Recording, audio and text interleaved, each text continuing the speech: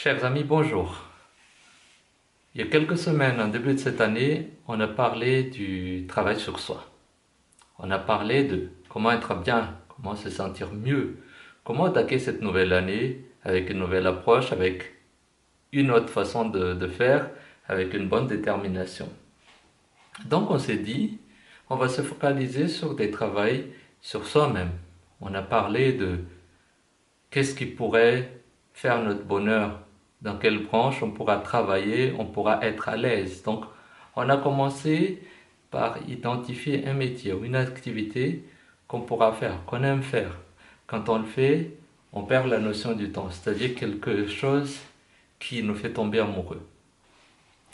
Là-dessus, j'aimerais en fait vous partager la prochaine étape.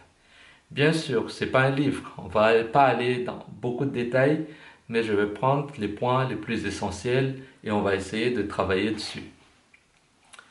Premier point, en fait, c'est la peur.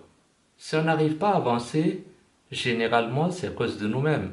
C'est parce qu'on a peur. Notre perception, notre façon de voir, notre croyance, il y a beaucoup de choses qui nous bloquent pour faire ce qu'ils appellent en anglais le next step, c'est-à-dire la prochaine étape. Donc, qu'est-ce qu'on devrait faire pour vaincre cette peur? Généralement, la peur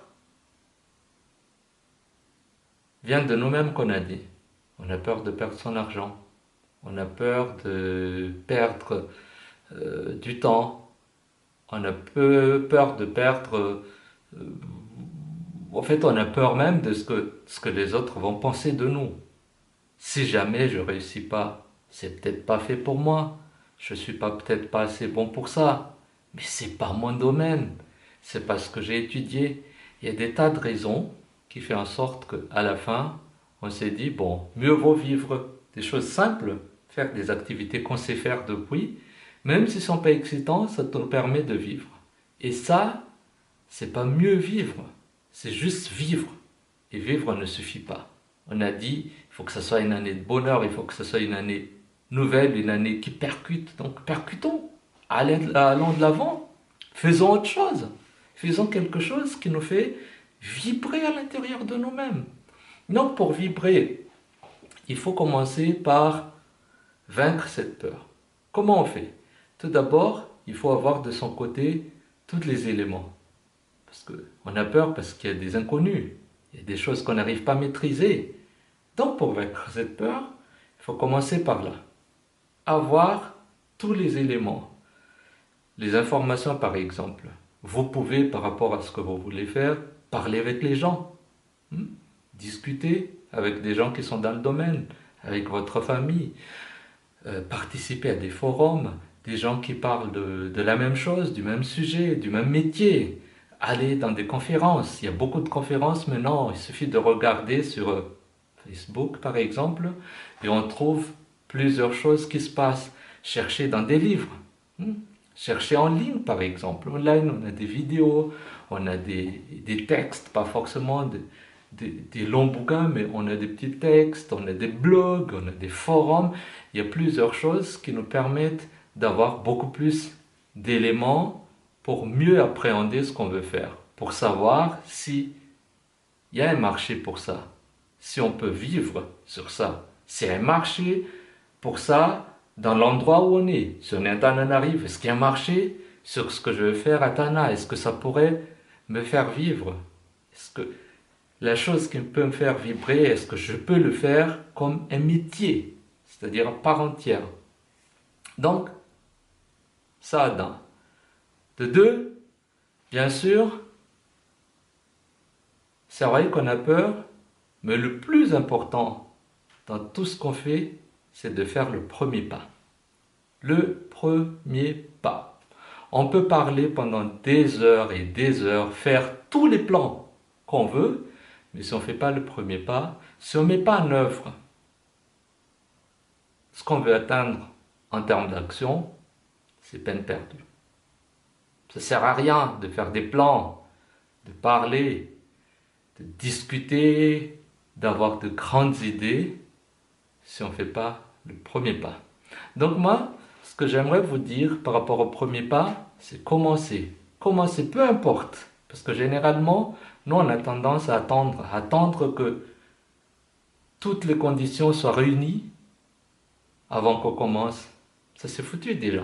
C'est trop tard. Il faut commencer maintenant. Quelqu'un qui veut changer le monde commence dans la minute qui suit. C'est comme ça, comme vous.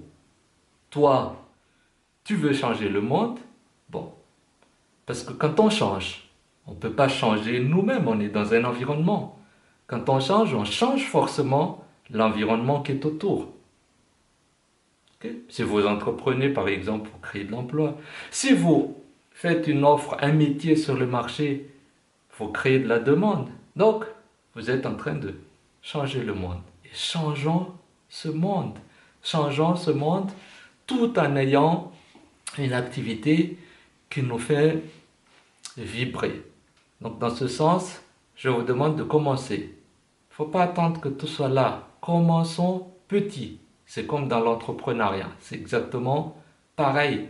C'est comme dans d'autres métiers aussi. Il faut commencer.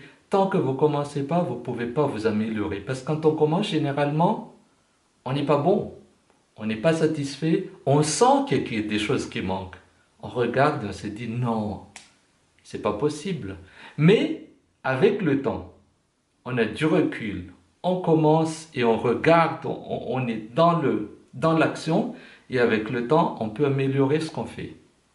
La plupart des grandes entreprises qu'on connaît aujourd'hui, ils n'ont pas commencé avec des empires. Comme ils disent aux États-Unis, ils ont commencé dans le garage.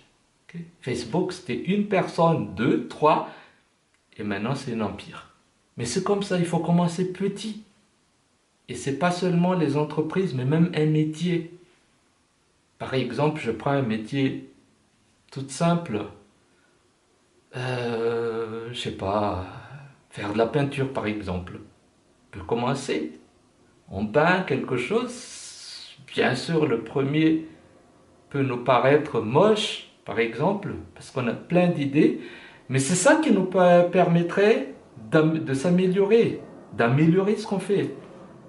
Donc, en attendant la prochaine étape, je vous souhaite bonne chance avec votre projet. Commençons aujourd'hui même et à bientôt. Ciao!